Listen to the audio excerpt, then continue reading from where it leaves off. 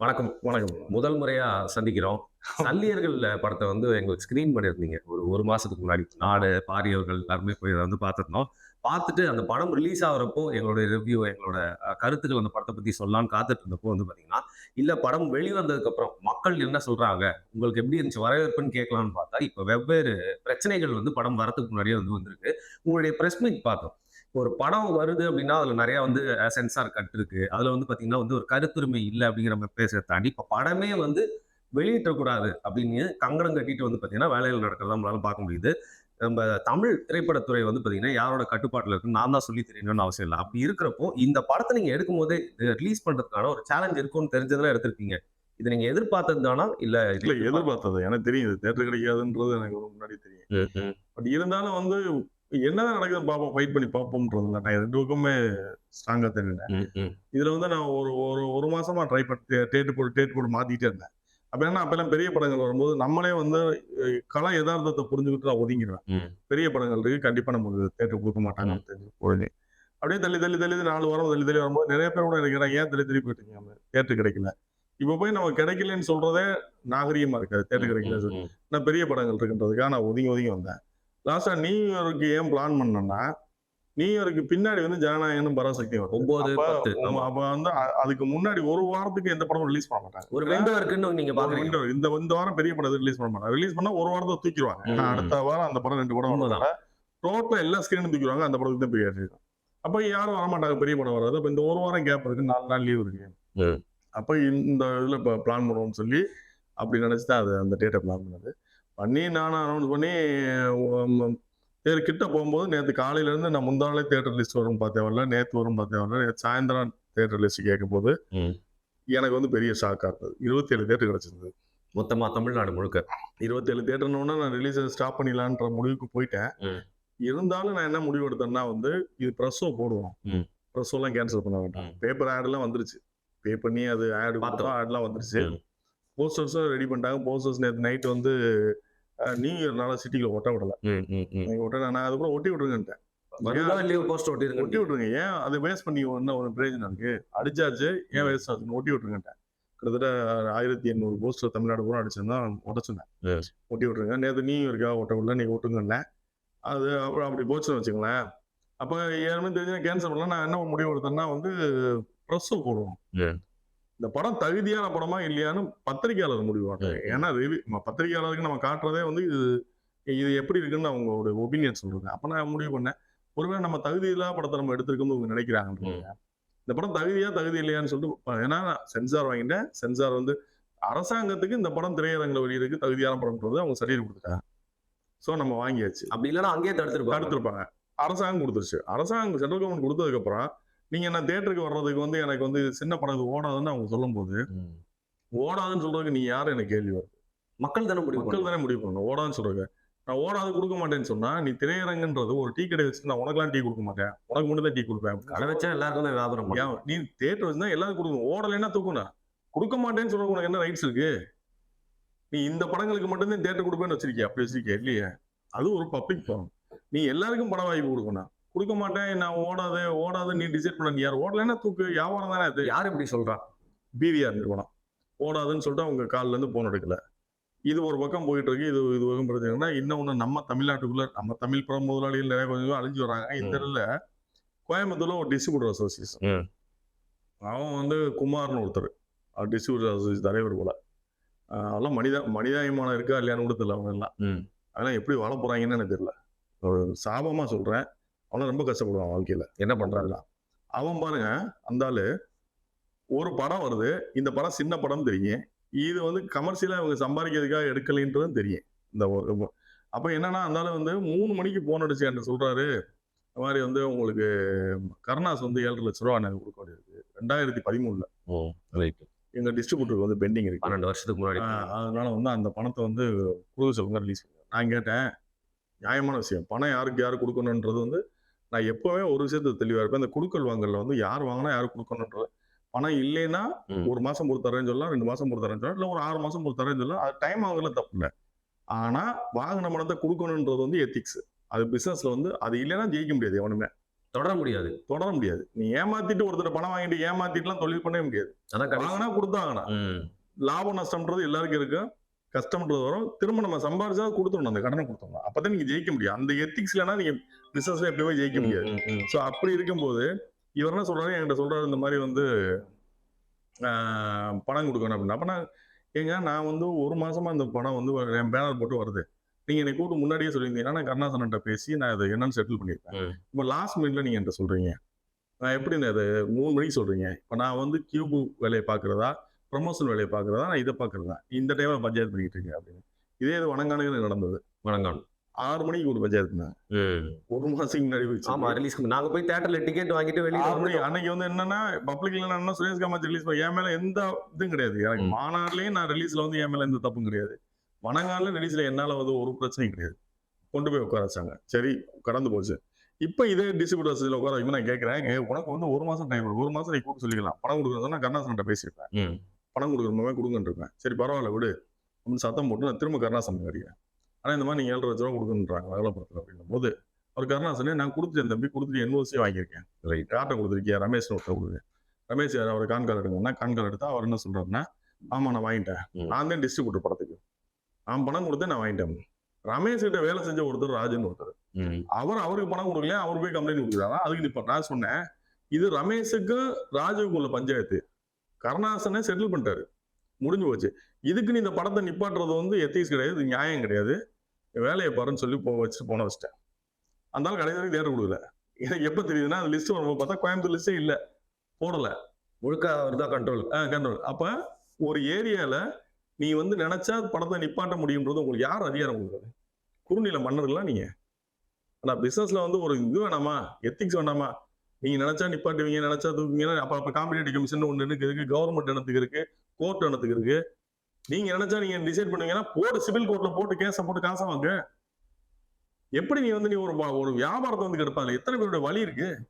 உழைப்பு எத்தனை பேரோட உழைப்பு? அந்த பொண்ணோட பாதி அப்ப ஸ்கிரீன்ல வரலன்னு வச்சுங்களேன், அந்த பொண்ணோட போச்சு, அந்த பொண்ணு கஷ்டப்பட்டு நடிச்சிருச்சு. இந்த படம் வரும்னு அந்த பொண்ணு எதிர்பார்த்துருக்கா. மெயின் ஸ்கிரீன்ல வரும்போது அதுக்கான அங்கீகாரம் கிடைக்கும், உங்களுக்கு நல்லா தெரியும். அப்ப அந்த பையன் கிட்டு வந்து எவ்வளவு காலமா போராடிட்டு இருக்கான்னு தெரியும். ஒரு ஏழ்மை குடும்பத்துல இருந்து வந்து அந்த பையன் மேதக படத்தை எடுத்து அவனுக்கு வந்து கமர்ஷியல் படம் பண்ண தெரியும். அதெல்லாம் விட்டுட்டு அவன் தமிழ் சார்ந்து மண் சார்ந்து ஒரு படம் இருக்கு. அவன் எவ்வளவு கனவுகளோட இருந்திருப்பான். அந்த படம் தேட்டர்ல வரேன், என் மனைவிகளோட போல, என் குழந்தைகளோட போய் உட்காந்து பார்ப்பேன், என் சொந்தக்காரன் பார்ப்பேன், தேட்டர்ல போய் ஸ்கிரீன்ல வருவேன். நேற்று ப்ளஸ் ஆஃப் போடும்போது லாஸ்டா அவன் பேர் கிட்டுன்னு வரும்போது கை தட்டுறாங்க பத்திரிகையாளர்லாம், அவனுக்கு அவ்வளவு சந்தோஷம். இதுக்கு தானே ஒரு படைப்பாளின்றவன அது அந்த அங்கீகாரம் தானே எதிர்பார்ப்பான். அப்ப அதை தட்டி பறிக்கிறீங்கன்னா நீங்க எப்படி நல்லா இருப்பீங்க? பிவிஆர் நிறுவனம் இங்க இந்த மண்ணில் வந்து நீ வந்து பொழப்பு நடத்துற, நீ நடத்திக்கிட்டு நீ எங்களுக்கு ஸ்கிரீன் கொடுக்கலன்னா நீ இப்ப நீ ஸ்கிரீன் கொடுக்க மாட்டேன். இந்த படத்தை சொன்ன மாதிரி கர்நாடகாவில் ஒரு படத்தை எடுத்து, அந்த மண் சார்ந்த ஒரு படத்தை எடுத்து நீ கொடுக்க மாட்டேன்னு சொன்னா உன்னை விட்டுருவாங்களா? கர்நாடகா அந்த தேட்டர் விடுவாங்களா? எவ்வளவு பேர் விடுவாங்களா? ஆந்திராவில் விட்டுருவாங்களா? எல்லா மாநிலத்திலையும் அந்தந்த மாநில மொழி படங்களுக்கு முதலுரிமை கொடுத்துட்டு அடுத்த படங்களை கொண்டு வருவாங்க.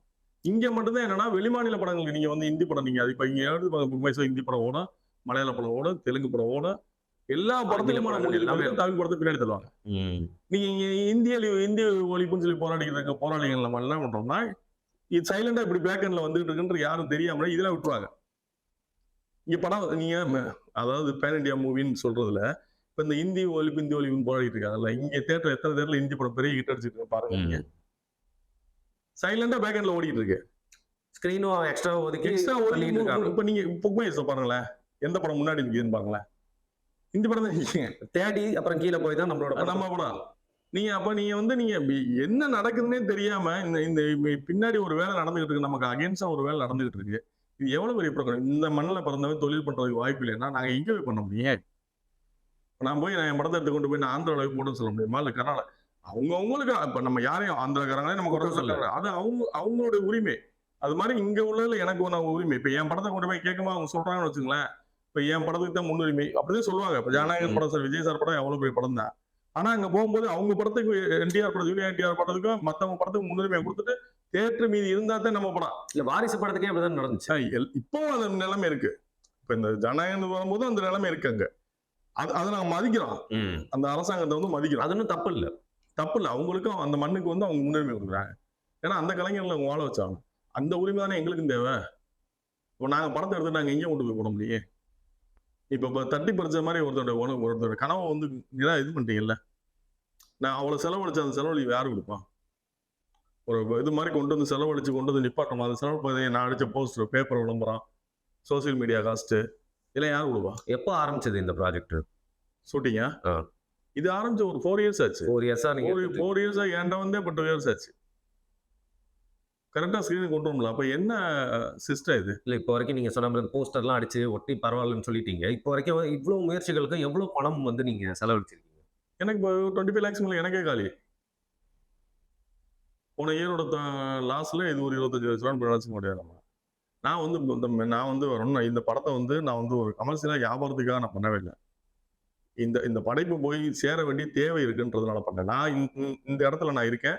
என்னால செய்ய முடிய தமிழ் தேசியத்துக்கு என்னால செய்ய முடிய பங்களிப்பு இது, அவ்வளவுதான். என்னால களத்துல வந்து இப்போ வந்து போராட்டம். இப்போ நீங்க யூடியூப் வச்சு நடத்துறீங்கன்னா உங்களால முடிஞ்சது என்னன்னா ஒரு 4 தமிழ் தேசியவாதிகளை நீங்க வந்து இன்டர்வியூ எடுத்து இந்த கருத்துக்களை கொண்டு போய் சேர்க்க முடியும். அது உங்களுடைய பங்களிப்பு. நீங்க இருக்க தளத்துல உங்களுடைய வேலை. அவ்வளவுதான் என்னால பண்ண முடியும். அரசியல் தளத்துல இருக்கவங்க வந்து அவங்களாம் ஊரா போய் போராடுறாங்க, களத்துல நிக்கிறாங்க, அவங்களுடைய பங்களிப்பு. நான் சினிமா துறையில இருக்க என்னோட பங்களிப்பு இந்த மாதிரி படைப்புகளை கொண்டு போய் சேர்க்கணும்னு நினைக்கிறது என்னோட பங்களிப்பு. நான் இருக்க துறையில நான் இதுக்கான முயற்சி பண்றேன். அப்படித்தான் இதை நான் பண்ணேன். இதுலதான் இந்த மாதிரி ஒரு சிக்கல் கொண்டு போய் படிட்டாங்க. இதுல இப்ப முக்கியமா இப்ப பிவிஆர் அப்படிங்கிற நிறுவனம் அவங்க மேல மட்டும் ஒரு குற்றச்சாட்டா பார்க்கலாமா? இதுக்கு பின்னாடி ஆனா வேற யாரோ இருக்காங்க? இல்லையே, அதுல அப்படி சொல்றதுக்கு ஒண்ணும் இல்ல. பிவிஆர் வந்து மேஜரா பிவிஆர் வந்து என்னன்னா கார்பரேட் சிஸ்டம் ஆயிடுச்சு. யாரே நீங்க தொடர்பு ஒரு சிஸ்டம் வச்சுட்டு அவங்க ஃபாலோ பண்ணிட்டு இருக்கான். இப்படித்தான் போகணும் அப்படின்ற மாதிரி அவன் ஒரு சிஸ்டம் வச்சுட்டு நார்த் இந்தியன்ஸ் இங்க வந்து பண்றாங்க. அவன் இப்படித்தான் போகணும்னு சொல்லி பண்ணி இப்ப நீங்க வந்து இங்க வந்து 150 ஃபுல்லா உள்ள தமிழ்நாடு பூரா நுழைஞ்சிட்டாங்க. ஒரு ஸ்டேஜ்ல என்ன ஆகும்னா அவங்க எந்த படத்தை ரிலீஸ் பண்றாங்களோ அந்த படத்தை நீங்க வாங்க. ஹிந்தி படம் ஃபுல்லா போட்டாங்கன்னா பார்த்தா வேற வழி கிடையாது. உலக லெவல்ல இப்ப நெட்ஃபிளிக்ஸ் வந்து பாத்தீங்கன்னா வாரம் வாங்கி இந்த மாதிரி ஆக்க போறாங்கன்னு சொல்லிட்டு அங்க எல்லாருமே அதை தவிர்க்கிறதுக்கான வேலையை பார்த்துட்டு இருக்காங்க. அதே இப்ப பிவிஆர் இங்க பண்ணிக்கிட்டு இருக்காங்க. இப்ப நீங்க பாருங்க, நடக்க பாருங்க. நாங்க கொஞ்ச நாள்ல பிவிஆர் ஃபுல்லா போட்டாங்கன்னா ஃபுல்லா எல்லா ஊர்லயும் ஹிந்தி படம் ஓட நீங்க பார்த்ததே தடுத்தாலும் நீங்க நினைச்சாலும் நினைக்கலாலும் ஹிந்திக்கு வந்து அதை ஒன்றும் பண்ண முடியாது. நிறைய தமிழ் படங்கள் ஓடிடிக்கு டைரக்டா தள்ளப்படும். மொழி எதிர்ப்பு நம்ம பேசலாம். நாம என்ன சொல்றோம்னா நீ முதல்ல முன்னுரிமை இதுக்கு கூடன்றோம், தமிழுக்கு கூட. அதுக்கப்புறம் நீ மற்ற மொழியில கொண்டு வா. நீங்க பாருங்க இது நடக்குதா இல்லையான்னு பாருங்க. இன்னும் ஒரு 1 year 2 years எல்லா ஊர்லயும் மல்டிபிளெக்ஸ் போச்சுன்னா அங்க ஃபர்ஸ்ட் ப்ரியாரிட்டி ஹிந்தி படங்கள் தான். ஸ்லோவா தான் வச்சிருவாங்க. ஹிந்தி படங்கள் தான் இருக்கும். அது தவிர்க்கவே முடியாது. இது ஒரு லாங் அஜெண்டாவா கூட இருக்கலாம். அது எனக்கு தெரியல. எனக்கு முன்னாடிலாம் ஹிந்தி படங்கள் அவ்வளவு வந்தது கிடையாது. சென்னையில மட்டும் தான் போகும். சென்னையிலயும் இந்த முக்கியமான ஈகா தியேட்டர், சத்யம் தியேட்டர் அந்த மாதிரி இப்ப ஃபுல்லா எல்லா மல்டிபிளெக்ஸ் எல்லா ஊர்லயும் போகுது. ஹிந்தி படம் எல்லாரும் பார்க்க ஆரம்பிச்சாங்க. அவங்க மார்க்கெட்டை பெருசு பண்ணிட்டாங்க. எல்லாரும் பார்க்க ஆரம்பிச்சாங்க, திணிக்கிறாங்க. நீங்க வந்து வளைஞ்சு திணிச்சு அந்த படத்தை வந்து ஓட்டுறாங்க. இப்ப ஹிந்தி படம் பார்க்க ஆரம்பிச்சா நம்மளால வந்து அந்த பிரம்மாண்டம் அந்த இது வந்து ரசிக்க ஆரம்பிச்சிட்டாங்க. இங்கிலீஷ் படத்துக்கு அடிமையானது போக இப்ப ஹிந்தி படத்துக்கு அடிமையாயிட்டாங்க. அப்ப நம்ம என்ன நம்ம மொழி படங்கள் வந்து கொஞ்சம் கொஞ்சமா இறங்கும். அவங்களோட காம்படிட்டரா பண்ணீங்க. ஹிந்தி படத்தோட பிசினஸுக்கு நிகரா நம்மளால படம் பண்ண முடியாது.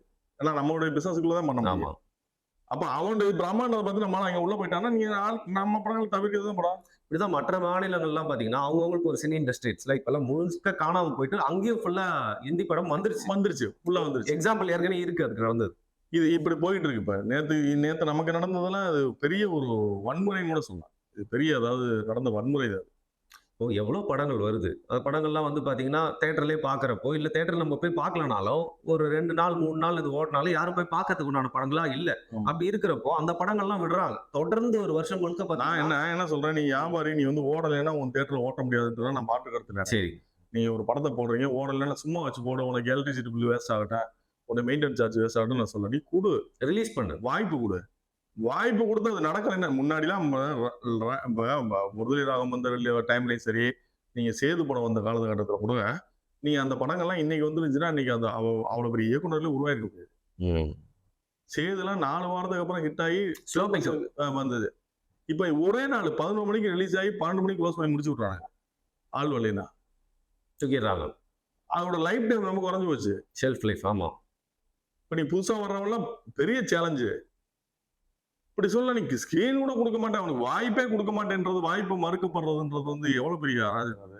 இப்ப இவங்க அதை ரிலீஸ் பண்ணி பாத்தீங்கன்னா ஒரு வாரம் அப்படிங்கறது அவங்க ஓட்டிருந்தாங்க அப்படின்னா கூட பரவாயில்ல. ரிலீஸுக்கே உள்ள ரிலீஸுக்கு நான் தான் கேட்கிறேன். ரிலீஸுக்கு தகுதி இல்லாத படம் முடிவு பண்றதுக்கு நீ யாருன்னு கேட்கிறேன். உன்ன என்ன அந்த தரக்கட்டுப்பாடு வச்சுருக்காங்க. நீ தியேட்டர் வச்சிருக்க போடணும், அவ்வளவுதான். உனக்கு தியேட்டருக்குள்ள பேமெண்ட் நாங்க கொடுக்குறோம். அது இல்லாம கியூபு கட்டுற காசு உனக்கு தான் வருது. நாங்க கியூபு கட்டுற காசும் உனக்கு வருதுன்னு எங்களுக்கு தெரியும். இதெல்லாம் புக் மை ஷோல 30% இப்ப எங்களுக்கு வர காசுல இருந்து 30% புக் மை இப்ப 10% நீ வாங்குற நீ. உன்னோட தியேட்டர்ல விளம்பரம் போடுற. பாப்கார்ன் விற்கிறதுல ₹10 பாப்கார்னா ₹200 விற்கிற அதுல காசு இருக்கு. பார்க்கிங் சார்ஜஸ் இருக்கு. உனக்கு என்ன கொள்ள கழிச்சு உனக்கு என்ன வருமானம் கம்மியா தண்ணி பாட்டில் தண்ணி பாட்டில் ₹120 என்ன உனக்கு வருமானம் கம்மியா இருக்கு? நாங்க ரிலீஸ் பண்ணிட்டு நாங்க தான் லாஸ் ஆகிறோம். நீ தேட்டரே கொடுக்க மாட்டேன்றது எவ்வளவு பெரிய வன்முறை அது. இல்ல அது நீங்க வன்முறைன்னு சொல்றப்போ ஏதோ ஒரு காரணத்துக்காக ஓடாது அப்படிங்கறதுனால சொல்லி மட்டுமே தடுக்கிற மாதிரி தெரியல. இந்த படத்தை பேசுற அரசியல் சொல்லக்கூடிய விஷயத்து மேல அவங்க அதுதான் அது அந்த சந்தேகம் தான் எனக்கு வருது. அதாவது என்னன்னா நீ நேத்தே வந்து ஒரு சின்ன படத்துக்கு எல்லாம் தேட்டர் கொடுத்துருக்காங்க. இதை விட சின்ன படத்துக்கு நம்ம படத்துக்கு கொடுக்கல அப்படின்னா நீ வந்து இந்த படத்தை பார்த்து பயப்படுற. இந்த படத்தோட கருத்தியல் வந்து போகக்கூடாதுன்னு நினைக்கிறேன். இந்த படத்தை பார்த்தாங்க பயப்படுற மாதிரி எதுவுமே இல்லைங்க. ஒண்ணுமே நமக்கு அந்த போஸ்டர்ஸ் எல்லாம் பார்க்கும்போது ஏதோ ஒரு ஈழத்து படம் அப்படின்ற மாதிரி நினைச்சிட்டு அதை வந்து ஒதுக்குறாங்க நினைக்கிறேன். ஏன் போகட்டுமே எங்க மக்கள்கிட்ட போய் சேரட்டுமே, இந்த படம் போய் சேரட்டுமே. ஆனா நான் சொல்றேன் இதே படத்தை வந்து நான் ஓடிடியில போட்டு கிட்ட அடிச்சு இதே பிரசாத் லேபிள சக்சஸ் மீட் வச்சு இந்த படம் ஓடி வெற்றி பெற்றுச்சுன்னு சொல்லி ப்ரூஃபோட நான் டேஸ்போட காட்டுவேன். இது இவ்வளவு பார்த்துருக்காங்க பாத்துக்க இந்த படத்துக்கு வந்து இவ்வளவு எங்களுடைய ஆதரவு இவ்வளவு இருந்திருக்கு இந்த படத்துக்கு நான் காட்டுவேன். ப்ரூவ் பண்ணி காட்டுவேன். இது எனக்கு கொடுத்த சவால் தான் இது. நான் இந்த படத்தை வந்து ஹிட் பண்ணி சக்சஸ் மீட் வச்சே காட்டுவேன். நான் ஓடிடியில் தான் ரிலீஸ் பண்ண போறீங்க. நான் பண்ணிட்டேன். நீங்க நாளைக்கு காலைல அனௌன்ஸ் பண்ண நாளைக்கு காலைல ரிலீஸ் பண்றேன். நீங்க ஓடிடியில் போட்டு இந்த படம் சக்சஸ் பண்ணுவேன். சக்சஸ் பண்ணி சக்சஸ் மீட் வைப்பேன். கண்டிப்பா வைப்பேன். இந்த வீடியோ ரிலீஸ் ஆகும்போது ஓடிடியில் பேரல ரிலீஸ் ஆயிரும். நான் வந்து அதான் சொல்றேன். நான் வந்து இந்த படம் வந்து சக்சஸ்ன்றதை ப்ரூவ் பண்ண விட மாட்டேன்.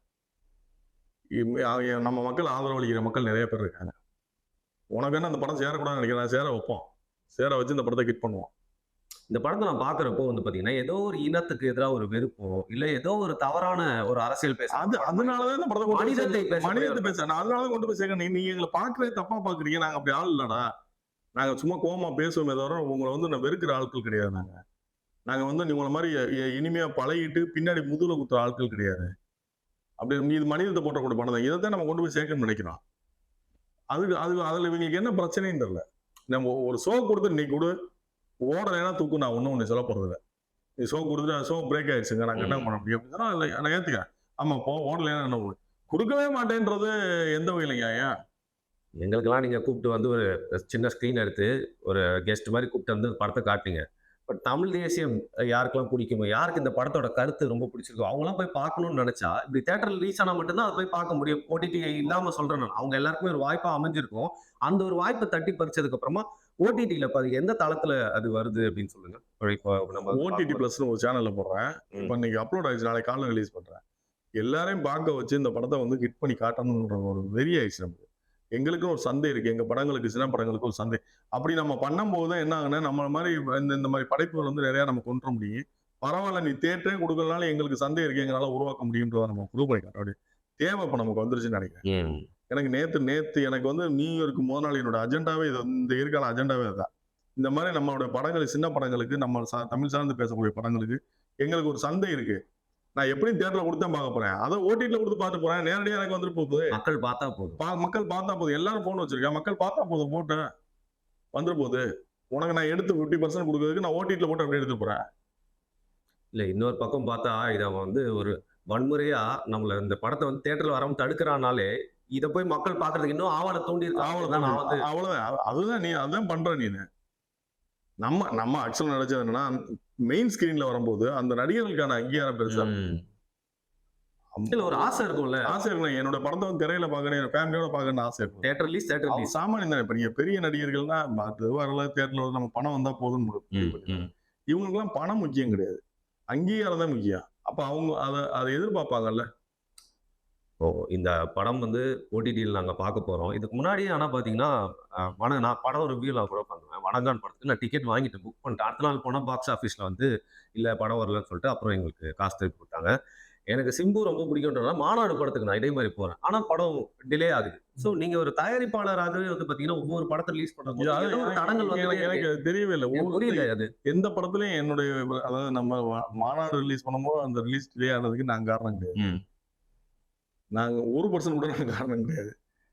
ஆனா வந்து நான் சேலஞ்சா ரிலீஸ் பண்ணி காட்டினேன். வணங்கான் ரிலீஸும் டிலே ஆனதுக்கு நான் காரணம் கிடையாது. அதுவும் திட்டமிட்டு நடத்தப்படுறதுதான். என்னால தப்பு கிடையாது. இது எப்படி சொல்றது, நான் நிறைய உடச்சு பேசினேன்னு வச்சுக்கோங்களேன், அது பெரிய பிரச்சனை ஆயிடும். பேசக்கூடாதுன்றதுக்காக நான் பொறுமையா அப்படியே போயிட்டு இருக்கேன். இங்க அமைப்புகள்னு வச்சிருக்கவங்க எதுக்கு வச்சிருக்காங்கன்னே தெரியல. அது தயாரிப்பாளர் சங்கம். சங்கங்கள் எதுக்கு இருக்குன்னு தெரியல. ஒரு டிஸ்ட்ரிபியூட்டர் அசோசியேஷன் நீ கோயம்புத்தூர்ல அவனால பண்ண முடியுதுன்னும் போது, நீ இவ்வளவு பெரிய அமைப்பு, தயாரிப்பாளர் சங்கம் அமைப்பு, உன்னால ஒண்ணுமே பண்ண முடியலையே. இவங்க நினைச்ச தேட்டரை கேள்வி கேட்கலாம். கண்டிப்பா கேட்கலாம், கொடுக்க முடியாது. உனக்கு பிஆர் நாங்க புறக்கணிக்கிறோம், புறக்கணிச்சு போங்க. தமிழ் படமே கொடுக்க மாட்டோம், உனக்கு கொடுக்க மாட்டோம்னு சொல்லு. அப்புறம் தமிழ்நாட்டுல யார் போய் பார்க்க நீங்க நம்ம ஆளுங்க தேர்ந்தீங்க, நம்ம பண்ற தப்பு என்னன்னா, நீங்க பிஆர் கேட்டாங்கன்னா 50 வருஷம் சேர் கொடுப்பாங்க. நம்ம ஆளுங்க கேட்டாங்கன்னா 70 30 நம்ம தமிழ் Bargain அப்படி பண்ணி நம்மளை காலி பண்ணுவாங்க. நம்ம தமிழ் திரையரங்க பிஆர் கேட்டா கொடுக்க, நீ புறக்கணின்ற, தேவையில்லைன்னு சொல்லு, வரட்டு பேச்சுவார்த்தைக்கு வரட்டும். மேனேஜ்மெண்ட் யாருன்னே நமக்கு தெரியாது, ஓனர் யாருன்னே தெரியாது. இங்க இருக்க ஒரு வேலைக்காரன் தான் அதை முடிவு பண்றான்.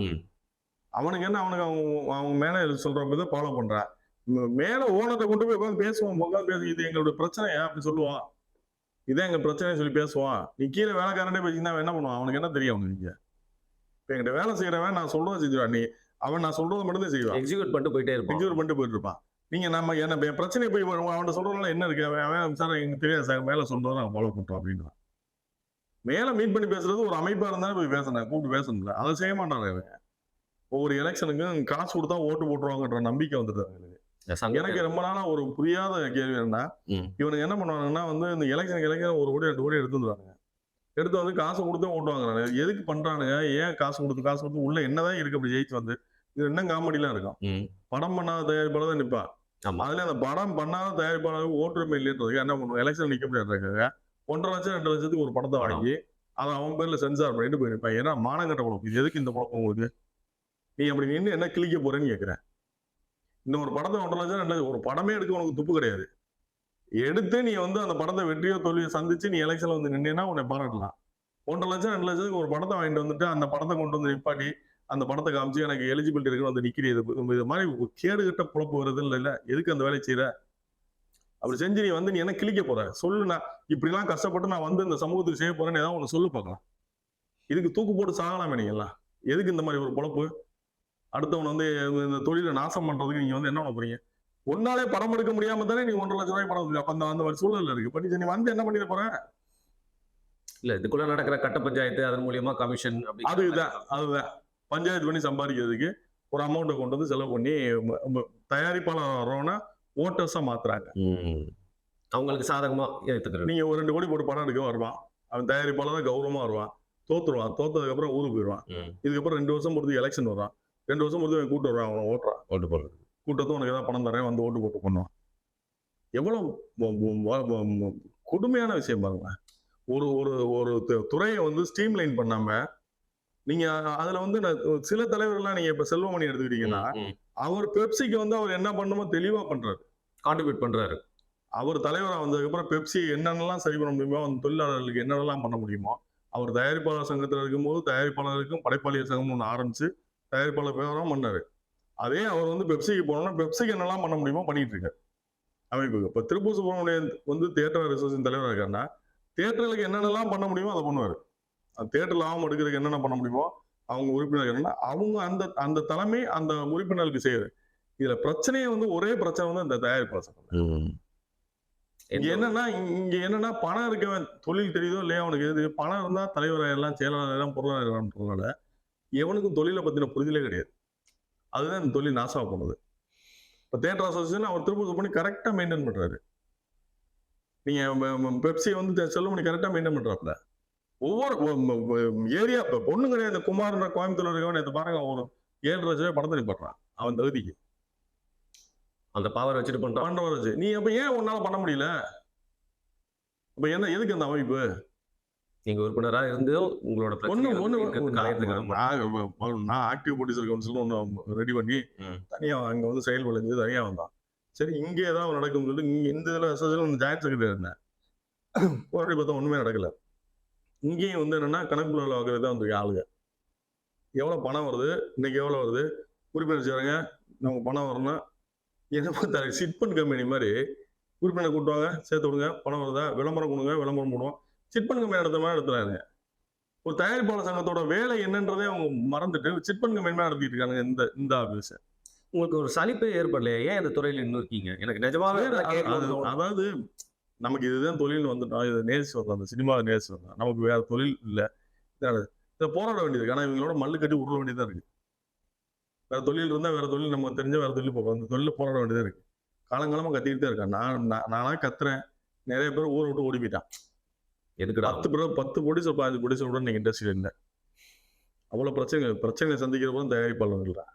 எல்லா செக்டரும் சேஃப்டியா இருக்காங்க. எல்லா செக்டரும் சேஃப்டியா இருக்காங்க. இந்த ஒன்றும் கிடையாது. ஒரு பெப்சியில் இருக்க ஒரு தனி யூனியன், ஒரு கார் யூனியனாக இருக்கட்டும், ஒரு ப்ரொடக்ஷன் மேனேஜர் யூனியனாக இருக்கட்டும், ஒரு ஆட்டோ யூனியனாக இருக்கட்டும், அவன் யூனியனை அவன் கரெக்டாக வச்சிருக்கான். அவனுக்கு வர வேண்டிய பேமெண்ட் ஏதாவது ஒரு தொழிலாளர் வரணும்னா உடனே ஃபைட் பண்ணி நிற்கிறாங்க. வீணா போனது இந்த தயாரிப்பாளர் சங்கம் மட்டும்தான். உங்களுக்கு நிறைய நண்பர்கள் வந்து அரசியல்லையும் சரி சினிமா துறையிலையும் இருப்பாங்க. அவங்கெல்லாம் இந்த பிரச்சனை எப்படி பார்க்குறாங்க? என்ன சொன்னாங்க? இல்லை, எல்லாருமே வருத்தப்பட்டு பேசினாங்க. காலைல வந்து ஒரு அடிச்சார், நம்ம வண்டியார் சொன்னோம், காலைல ஒரு அடிச்சார், நம்ம வேல்முருகனை அடிச்சு இதை உடனே நம்ம நடவடிக்கை இருந்தாங்க. ஐயா மணியரசன் ஐயா இது பண்ணாங்க. ஐயா சகாயம் வந்து ஆகியது.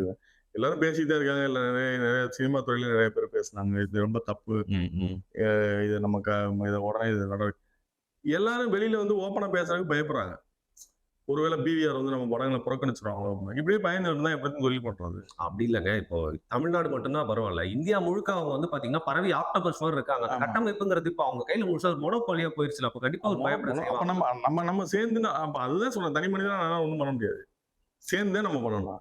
சேர்ந்து பண்றதுக்கு நீ எல்லாம் ஒண்ணா வந்தா தானே சேர்ந்து பண்ண முடியும். பயப்படுறாங்க. மொனோபோலியா இருக்கதான் பயப்படுறாங்க. நீங்க சொல்ற மாதிரி மொனோபோலியா தமிழ்நாடு மட்டும் இல்ல, இந்தியா ஃபுல்லா இருக்கிறதுனாலதான் வந்து பயம். எங்க நாளைக்கு நம்ம ஒரு படம் எடுக்கிறோம் அப்படிங்கிற பட்சம், நம்ம கான்ட்ரிபியூஷன்ல ஒரு படம் வருதுன்னா உடனே நிப்பாட்டிடுவாங்க நிப்பாட்டிடுவாங்கன்ற பையன். இப்போ தமிழக அரசாங்கத்தை மீறியா பிவிஆர் ரொம்ப பவர்ஃபுல்? தமிழக அரசாங்கம் வந்து இதை நினைச்சாவது சரி செய்ய முடியும். கண்டிப்பா செய்யலாம். அவங்களுக்கு பவர் இருக்குதுன்னா கண்டிப்பா பவர் இருக்கு. இப்ப நீங்க பேசுறாங்களே இந்தி எதிர்ப்பு, நீங்க வந்து தமிழுக்கு முன்னுரிமை அப்படிலாம் சொல்றாங்கல்ல. இப்ப அவங்க நினைச்சாங்கன்னா ஒரு தமிழ் படங்களுக்கு முன்னுரிமை கொடு, பேசலாமே. நாங்க என்ன டாக்ஸ் கட்டுறோம், 8% டாக்ஸ் கட்டுறோம், 15% ஜிஎஸ்டி கட்டுறோம், லோக்கல் பாடி டாக்ஸ் 8% கட்டிட்டு நாங்கள் அங்கே ஜெனரல் கவர்மெண்ட் 15% ஜிஎஸ்டி கட்டுறோம். அப்போ அதையாவது நீங்கள் பண்ணி கொடுக்கலாமே. எனக்கு தெரிஞ்சு முதல்வரோட காதுக்கு போனால் கண்டிப்பாக செய்வார் நினைக்கிறேன். ஈழத்துக்கே அப்பா அப்படின்னு சொல்லிட்டு ஒரு போர்டு வந்து ஒரு பெண் அவர்கிட்ட போய் கொடுத்தாங்க. அப்படி இருக்கிறப்போ வந்து இளம் சார்ந்த ஒரு படம் அப்படிங்கறதுனால வந்து பாத்தீங்கன்னா அவர் காதுக்கு போனா எனக்கு தெரிஞ்சு செய்வார். நடந்தா நல்ல விஷயம் தான். நம்மளும் அதுதான் விரும்புறோம், நடக்கணும்னு தான் ஆசைப்படுறோம். அதாவது அரசாங்கம் வந்து இதெல்லாம் பண்ணணும் தான். அது சினிமா துறையில வந்து நீங்க ஹெவியான டாக்ஸ் வாங்குறது சினிமா துறையில இருந்து தான் வாங்குறாங்க. நீங்க அப்ப குறைந்தபட்சம் நீங்க எதையாவது ஸ்ட்ரீம்லைன் பண்ணி கொடுக்கலாம்ல. நீங்க எங்க தமிழ் படங்களுக்கு தான் இங்க எவ்வளவு தேவையான முன்னுரிமை கொடுக்கணும், அதுக்கப்புறம் வந்து நீங்க மற்ற மொழி படங்களுக்கு முன்னுரிமை கொடுங்க. ஆந்திர அரசாங்கம் அதை கரெக்டா செய்யறாங்க. நீங்க அதை கூட பண்ணலாம், பண்ண மாட்டாங்களே. சரி, இப்போ வந்து சக்சஸ் மீட் வைப்பேன் அப்படின்னு சொல்லியிருக்கீங்க. நீங்க உங்க பத்திரிகையாளர் இதுல சந்திப்புல கூட பார்த்தேன், நீங்க நிறைய விஷயங்கள் பேசியிருந்தீங்க. ஸோ இப்போ அடுத்த கட்டமா அது ஓடிடி ரிலீஸ் பண்ணி மக்கள் கிட்ட கொண்டு போய் சேர்க்கறீங்க. இப்போ ஒரு தொய்வு ஏற்படாம எனக்கு விரும்பி வந்தேன், அதனால எவ்வளவு பிரச்சனை ஏற்படாலும் நான் வந்து போராடிட்டே இருப்பேன், ஆனா தனியா இருக்க எல்லாருமே வாங்க அப்படிங்கிறீங்க.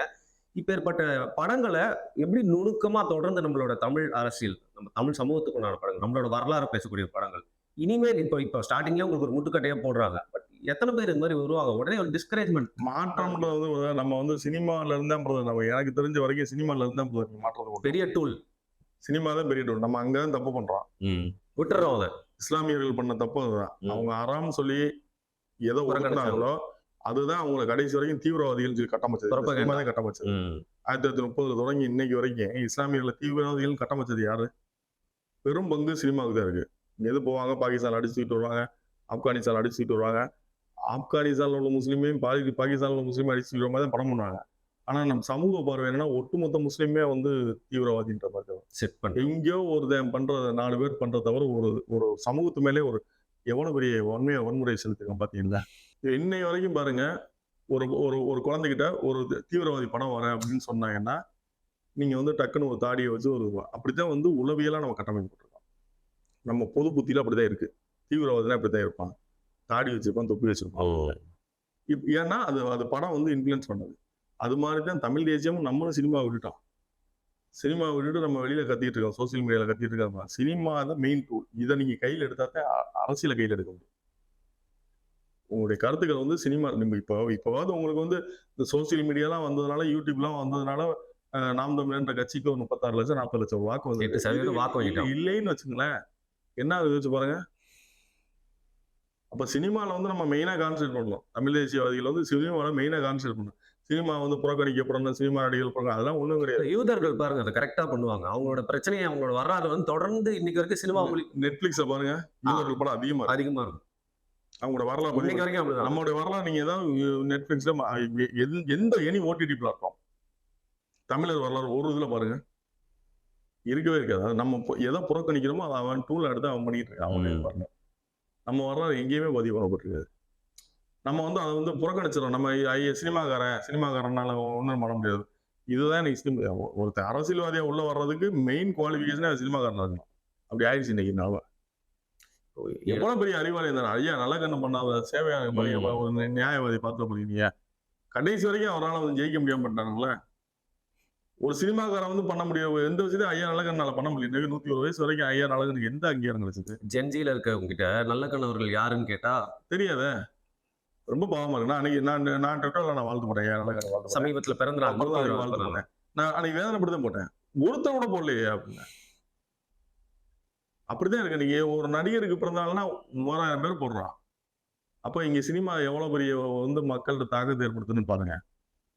அதைத்தான் நம்ம வந்து நம்ம கையில எடுக்கணும். இவன் கையில் எடுத்தா மட்டும்தான் நம்ம வரலாறுகள் போய் சேரும். நீங்க இந்த மாதிரி படங்கள் வந்து வெற்றி பெறாத போது என்ன ஆகும்னா நம்ம வரலாறு வந்து வெளியே கொண்டு போகணும்.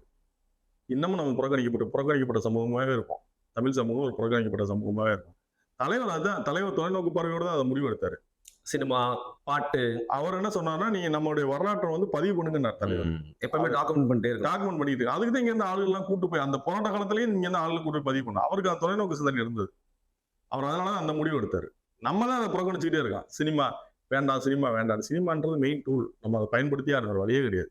இப்போ இந்தியா முழுக்க வந்து பாத்தீங்கன்னா சீரிஸ் நிறைய பண்ணுவாங்க, நிறைய படங்கள் பண்ணுவாங்க. அதுல பாத்தீங்கன்னா தலைவரை காட்டுறது வந்து ஒரு தவறான அதாவது தொடர்ந்து ஒரு 10 படங்கள் காட்டிட்டு இருக்காங்க. அதுதான் சொல்றேன். இப்ப நீங்க கொஞ்ச காலத்துல நம்ம இது பண்ணாம விட்டோம்னு வச்சுங்களேன், பிற்போக்குல தலைவரை வந்து வேற மாதிரி காமிச்சு போயிடுவாங்க. அடுத்த நம்ம தமிழ் சமூகமே அடுத்த சந்ததி வந்து பார்க்கும் போது இப்படிதான் இருந்து பாரு அப்படின்ற மாதிரி போயிடும். அப்ப அவர் என்ன பண்ணானே நம்ம எடுத்து சொல்லணும். நமக்கு நம்ம வாழ்ந்த காலத்துல இப்ப நம்ம முன்னோர்கள் வாழ்ந்த காலத்துலதான் அவங்க வாழ்ந்த காலத்துல இருந்த தலைவர்கள் கொண்டாடாம விட்டு போயிட்டாங்க. அவன் தாத்தா பாட்டியே அவனுக்கு ஞாபகம் இருக்காது. இப்ப என்னோட தாத்தா யாரு பாட்டி யாருன்னு கூட எனக்கு தெரியாது. ஒரு ஜென்ரேஷன் எனக்கு தெரியும். அதுக்கு முந்தின ஜென்ரேஷன் எனக்கு சத்தியமா தெரியாது. ஏன்னா சொல்லிக் கொடுக்கல. அப்படிதான் நம்ம வளர்க்கப்பட்டிருக்கோம். அதுதான் நம்மளுடைய பிள்ளையா அவங்க கூட பாக்குறேன். இப்ப நீங்க அப்புறம் நம்ம மற்ற தலைவர்களை மட்டும் எங்க கொண்டாடிக்க போறேன். அவன் அப்பா அம்மாவே அவங்களுக்கு சொல்லிக் கொடுத்து வளர்க்கல என்பது அடுத்த சந்தேகம். அப்ப நம்ம இப்போ உள்ள ஜென்ரேஷன் ஆகுது நம்ம வந்து இன்னைக்கு நம்ம தேவையான அதுகளை வந்து நம்ம பதிவு பண்ணணும். சின்ன விஷயங்கள்ல பதிவு பண்ணணும். ஆவணப்படுத்தணும். அது ரொம்ப கடமை. அது நிஜமாவே நீங்க பண்றது வந்து ரொம்ப பெரிய விஷயம். பெரிய விஷயம் நான் ஏன் சொல்றேன்னா, இது உங்களோட உணர்வுபூர்வமா பண்றீங்க. பட் இதுக்கு வந்து நிறைய தடைகள் வரப்ப அது தொடர்ந்து செய்யணும்னு நீங்க நினைக்கிறது ரொம்ப விஷயம். கடைசியா கேட்கிறேன். என்னுடைய நண்பர் தொடர்ந்து நான் நேர்காணல் பண்ணக்கூடிய பாரிசாலன் அவர்கிட்ட வந்து நான் வந்து வெறுத்து போய் ஒரு காணொலியிலே கேட்டேன். ஏங்க தமிழ் சினிமாவை பிடிக்கணும்னு சொல்றீங்களே, எனக்கு கனவுல கூட தொட முடியாத தூரத்துல இருக்கு. ஏன்னா ஒரு கட்டுப்பாட்டுக்குள்ள வந்து போயிடுச்சு. அதெல்லாம் எப்படிங்க நம்மளால பிடிக்க முடியும் அப்படின்னு கேட்டா வந்து அவர் நம்பிக்கையா பிடிக்கலாம்னு சொன்னாரு. நீங்க நினைக்கிறீங்களா? ஏன்னா உள்ள இறங்கிய காலத்துல சினிமா துறையில தயாரிப்பாளரா பாரிசாலனோட கருத்துல நான் நிறைய கருத்துல உடன்படுவேன். பாரிசாலன் வந்து நீங்க பாரிசாலனோட கருத்து நான் அதிகமா பார்ப்பேன். பாரிசாலனோட கருத்து நான் உடன்படுவேன். பாரிசாலன் கருத்துகள் நிறைய பேருக்கு முரண் இருக்கலாம். நான் நிறைய உடன்படுவேன். அவன் சொல்றது 100% உண்மை. நீங்க அதை பிடிக்காம நீங்க வந்து நம்மளுடைய வரலாறு நீங்க கொண்டு போய் சேர்க்க முடியாது மக்கள்கிட்ட.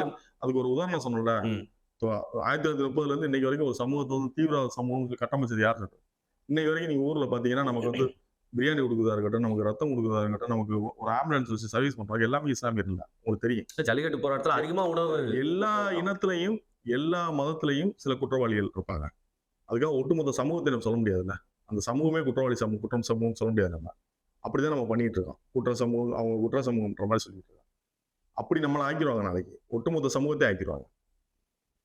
இறை வழிபாடு பண்றாங்க, ஒரு மதத்தை வந்து கொன்றாங்கன்றதுக்காகவே வந்து அங்க உள்ள பாகிஸ்தான்ல உள்ளவன, ஆப்கானிஸ்தான்ல உள்ளவன இங்க உள்ள முஸ்லீமுக்கு சமமா எப்படி ஆயிரும்? இப்ப துபாயில உள்ள அரபி வந்து அவன் வந்து முஸ்லீம்ன்றதுனால நானும் தமிழன் ஒத்துப்பானா? அவன் ஏத்துக்க மாட்டான். இப்ப நம்ம ஆளு அங்க போயிருக்காங்க. இவங்க வந்து அவன் அரபி வந்து நீ முஸ்லீம், நீனு முஸ்லீம் தான்ப்பா, நீ அரபி எப்படி ஏத்துப்பானா? என்ன நீ போல இந்தியன் முஸ்லீம்வா? நான் வந்து வழிபாடுன்றது அவங்கவுங்க பிடிச்சப்ப நான் எனக்கு பிடிச்ச வழிபாடு நான் எடுத்துக்கலாம். அவன் இனமா தமிழன். அவனை போய் நீங்க நம்ம தொடர்ந்து வந்து அவங்க வந்து டெரரிஸ்ட் ஒரு விஷயம் பண்ணாங்கல்ல, அந்த மாதிரி நாளைக்கு ஒட்டுமொத்த தமிழ் சமூகத்தையும் டெரரிஸ்ட் காட்டக்கூடிய நிலைமை வந்தாலும் வரலாம். திரைத்துறையில நீங்க ஒரு தயாரிப்பாளரை தொடர்ந்து இத பண்ணிட்டு இருக்கிறப்போ, உங்களையும் வந்து ஒரு தமிழ் தேசியம் மட்டும் இல்லாம பார்த்தீங்கன்னா, தமிழ் சமூகத்துக்கான திரைத்துறையில ஒரு போராளியா தான் நான் பார்க்குறேன். படம் வந்து ஓடிடில வந்திருக்கு. நாங்க ரிவ்யூ பண்றோம். ரிவ்யூக்கு அப்புறம் நீங்க சக்சஸ் மீட் வைப்பீங்கன்னு சொல்லியிருக்கீங்க. அதுல சந்திப்போம். கண்டிப்பா மிக்க நன்றி. சக்சஸ் பண்ணி எல்லாரும் உங்க எல்லாரையுமே கூப்பிடுவேன். தமிழ் தேசிய ஆதரவாளர்கள் அத்தனை பேரையும் கூப்பிடுவேன். இதை வந்து சக்சஸ் பண்ணி காட்டணுன்றது என்னுடைய என்னன்னா இது ஒரு தொடக்கமா இருக்கணும்னு ஆசைப்படுறேன். இனி வர்ற காலங்களாம் நம்ம ஆளுங்க இல்ல இந்த மாதிரி படம் எடுத்தா ஓடாது, தியேட்டர் கிடைக்காது அப்படின்றத உடைக்கணும். தாண்டி இல்ல இப்ப இந்த படம் எடுத்தா நம்ம போட்ட காசுக்கு லாபம் இருக்காது, இது வரலாற்று பதிவாவது இருந்துட்டு போட்டு ஓடிடியில் இருக்கட்டும், நம்ம படம் இருக்கட்டும்ன்ற லெவலுக்காவது இதை கொண்டு போய் சேர்றதுக்கு முயற்சி பண்ணுவேன். மிக்க நன்றி. நன்றி.